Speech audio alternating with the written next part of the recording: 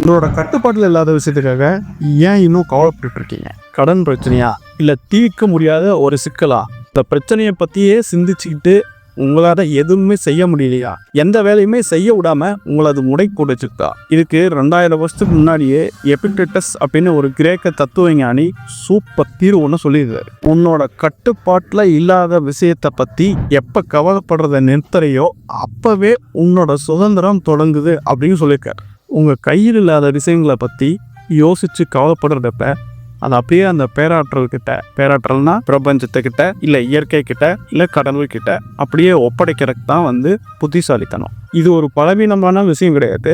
இதுதான் சரணாகதி அப்படிங்கிற ஒரு புத்திசாலித்தனமான முடிவு. இப்படி செஞ்சீங்கன்னா உங்கள் மனசு உடனே ரிலாக்ஸ் ஆகி அடுத்த வேலையை பார்க்க போயிடலாம். எனக்கு அது கிடைக்கல, இது கிடைக்கல, இன்னும் இது நடக்கல அப்படிங்கிற ஒரு புலம்பலான சிந்தனையை மனசுல இருந்து முதல்ல இறக்கி வைங்க.